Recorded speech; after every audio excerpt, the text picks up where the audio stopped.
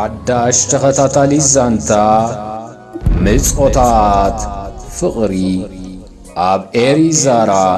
ኢንተርቴይንመንት በትብሉጽን ንኽም በዓል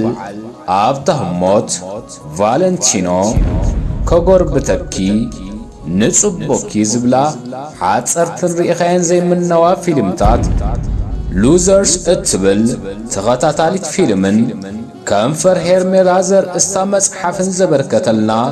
ናይ ወትሩ ብሉጽ መንእሰይ ደራሲ አልጌና ወልደማርያም ዝተደርሰት ምጾታት ፍቕሪ እትብል ተኸታታሊ ዛንታ ኣብ ቀረባ ጊዜ ኣብ ኤሪዛራ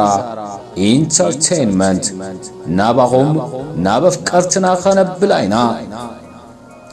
እዚ በአወዳደቃ ቃላትን አገላልጻን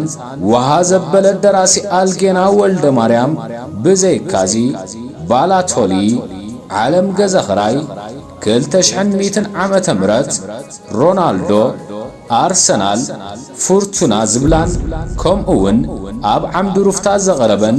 ሓጸርትን ነዋሕትን ዛንታታቱ ካብተን ክሳብ ሎሚ ካብ ዝኽሪ አንበብቲ ዘይሓሰሳ ፍርያት እየን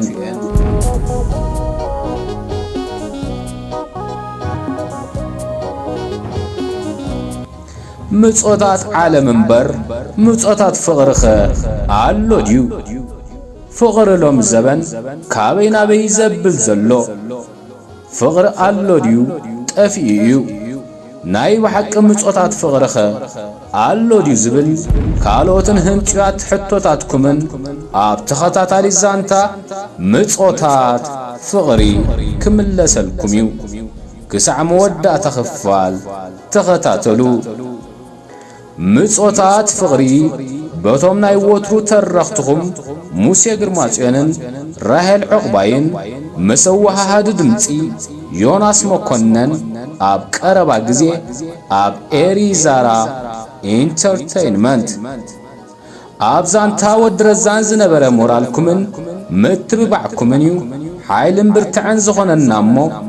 ኣብ ዝሓጻር ልብ ወለዳዊት ተኸታታሊ ዛንታ ምጾታት ፍቕሪ ከም ወትሩ ምትብባዕኩም ኣይፈለየና ይብሉ ረዛናውያን ምጾታት ፍቕሪ ኣብ ኤሪዛራ ኢንተርቴይንመንት ኣብ ቀረባ ጊዜ